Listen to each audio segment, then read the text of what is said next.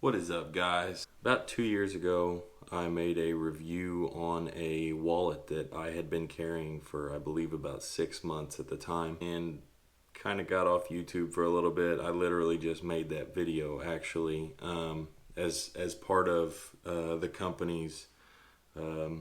They had a little promotion thing going on, so I decided to make a little review YouTube video and post that. I've had a lot of people commenting, asking questions over these last 2 years, and I think I'm on year 3 of using this wallet, and I just figured I would make a quick update video and talk about a few other things, because I'm thinking about starting up the YouTube channel again, and well, I shouldn't say again, but starting up the YouTube channel and actually creating some content for people. So what we talked about was the Trayvax Contour. You can see that. This is a minimalist wallet by the company Trayvax. These wallets, if you watch my last video, you know how fond I am of these, but I'm not kidding you. I used to change wallets every few months at least, just because I'm so hard on them. And I've had this wallet for 3 years, and I've not had to do a thing to it. You know, it's very durable leather. All the parts very durable. The finish of it, I haven't noticed any change in the finish of it. Now the leather, obviously the leather's gonna wear out a little bit, just because that's the nature of leather. This ring right here, actually, that was black when I got it, I believe. So that has worn down, but I mean, doesn't bother me any. The wallet's doing what it's supposed to. But just to touch on a few things that people asked me about over these last couple years. The most recent one that sparked my attention to make this update video.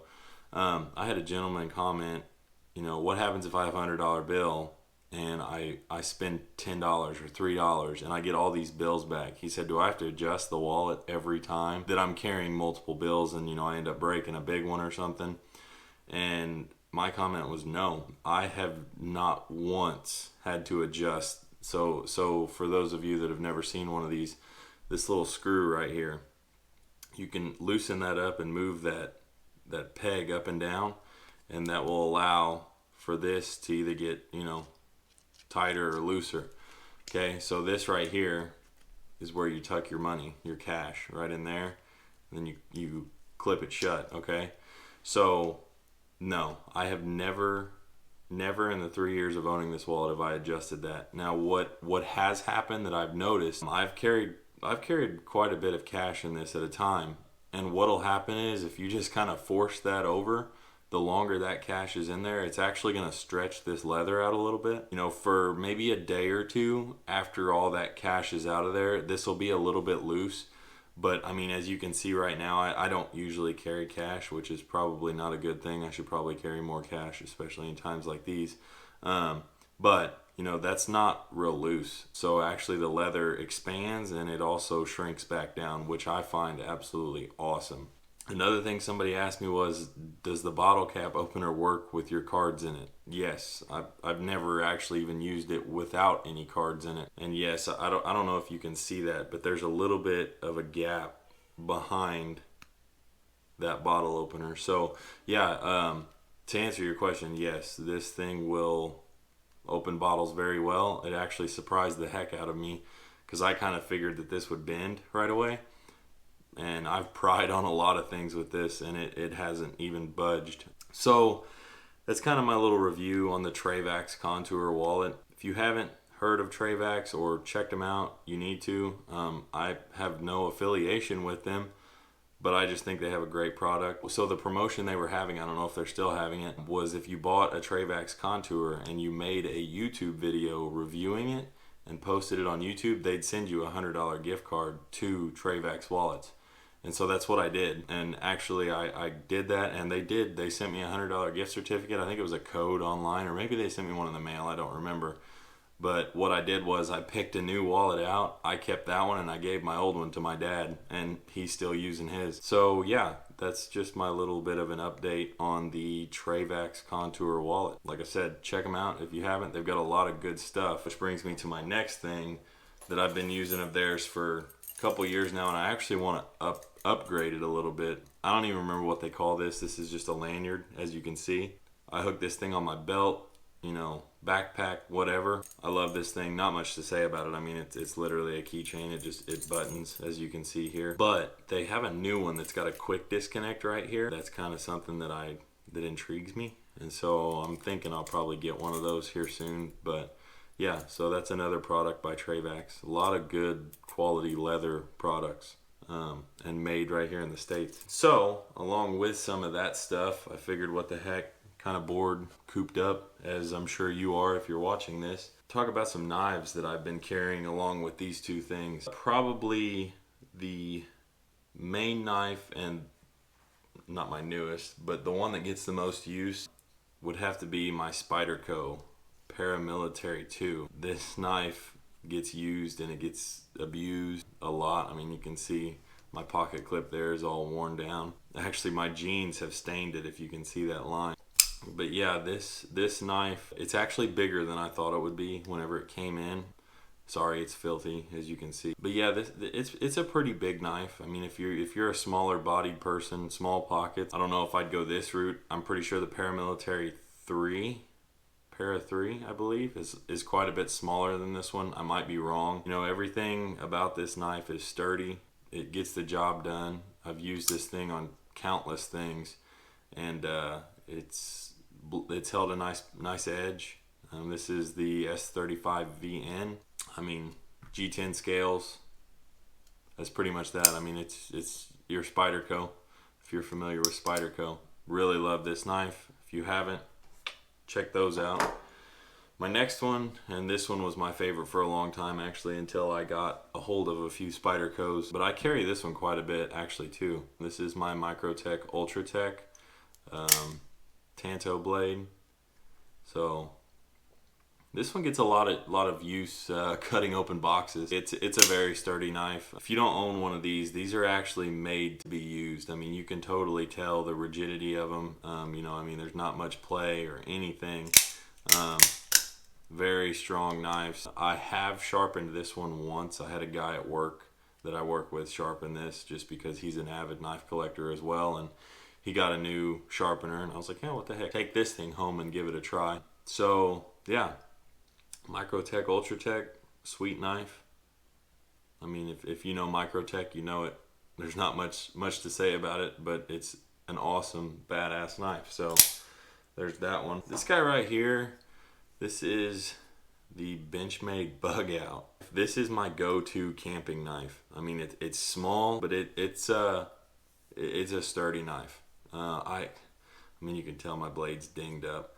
But I'd say the most memorable thing that I've done with this knife that impressed the heck out of me was I spent about a half a day cutting 1/2-inch styrofoam to put on the side of a house.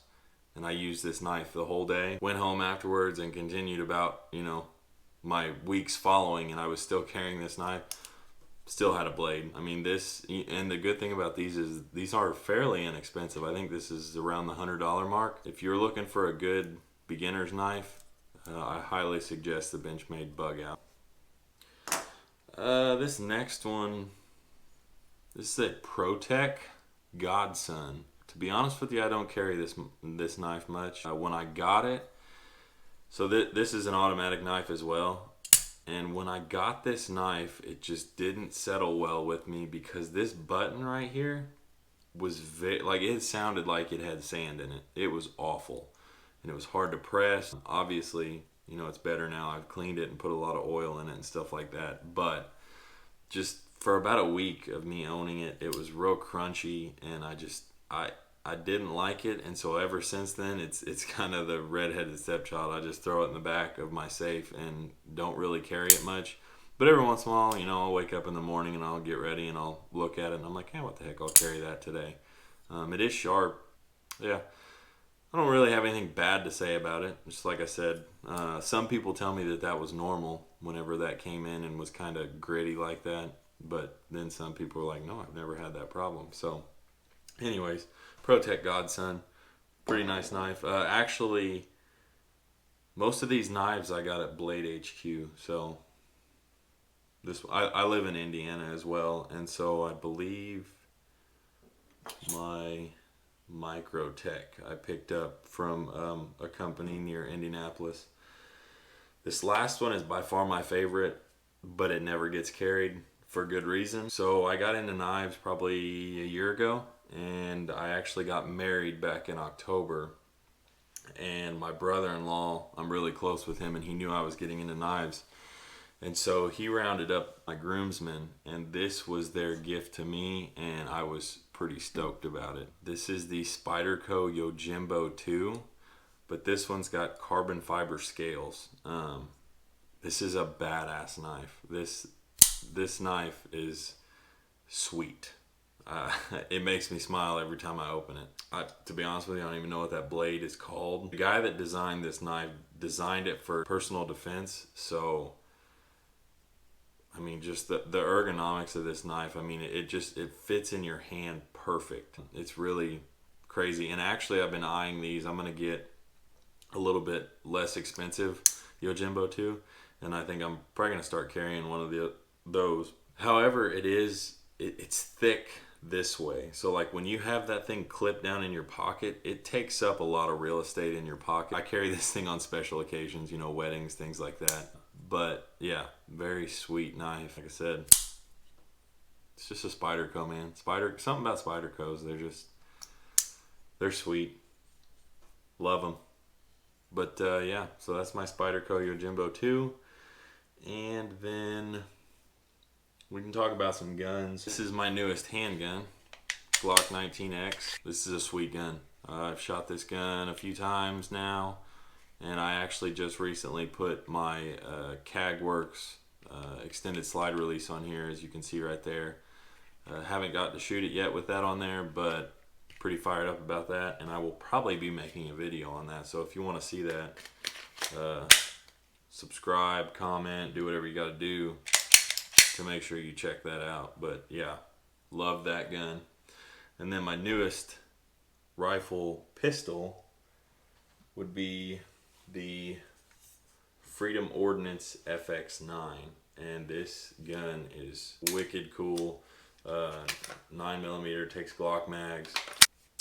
Got a lot of stuff coming in for this one. I actually ordered a CMMG rip brace, and it's actually going to replace the buffer tube, the buffer spring, and I'll actually be, it's an SBA3 brace, but the technology behind it that CMMG put into it is pretty cool. If you haven't seen them, go check out a rip brace, and I'll also be probably doing a review on it. But it all the way collapsed. You just grab the back and pull it, and it just rips right open to your desired extended length. I think you can put a set screw in there to stop it. But yeah, so this is my Freedom Ordnance FX9. I'm running a Vortex Spark AR. Red dot on it. I like it so far, no issues. I put a ambidextrous 45 degree safety in there.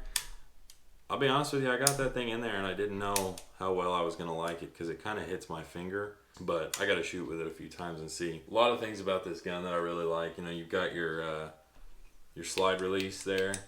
That's nice and robust. I really like that. It's easy to kind of slap with your hand. Do one of those deals, makes it real nice. One of the cool things too that I'm pretty fired up about, that I can't get too excited because it's going to be a while yet, but I've actually got a Silencer Co. Hybrid 46 suppressor. Got my tax stamp and all that good stuff. Just kind of sitting and waiting now. Kind of a bummer that you have to wait that long, but it is what it is. If you're not familiar with the Hybrid 46, check that thing out. If you don't own a suppressor, this will be my first suppressor, and I thought, when I got to looking and doing some research, I'd be silly not to get that one for it being my first suppressor. So the Hybrid 46, it is good from 9mm all the way up to 4570, I believe, and everything in between. 458 SOCOM, 6.5 Creedmoor, 5.56, 9mm, and it does work on handguns as well. So I'm very pumped up to get that in. I'll be making a lot of videos with that. Probably every time I shoot, I'll have that on the end of the gun. So yeah, that's just a little bit of what I've been up to lately. If you guys think you'd like to hang around and check out some of these videos, you know, this gun is going to be transforming quite a bit. The 19X probably not much more. I've considered having it stippled. Don't know how that's going to go, but that one's probably going to stay about the same way. This one I'm going custom with, and then I've got a Colt M4 that I'm actually probably going to build a new upper for. But other than that, you know, I've got a few other guns, but they're just no builds or anything yet, but I'm working towards that. So yeah, always looking for new knives, new guns, and if you guys would like to hang out and check out some of this stuff, you know, drop a comment, leave a like, subscribe. That'll let me know that you guys want to see more of these videos. My apologies if I kind of rambled on here, but just like I said, this was a kind of like first time back type of deal. Just wanted to give everybody an update. I really just wanted to give you an update on the wallet, and then I grabbed my wallet, and then I pulled my knife out of my pocket, and I was like, oh, I could make a video on knives. So yeah, here we are. But anyways, yeah, like I said, let me know if you guys would like to see anything like this. Just kind of hang out. I will be posting some videos of some shop stuff.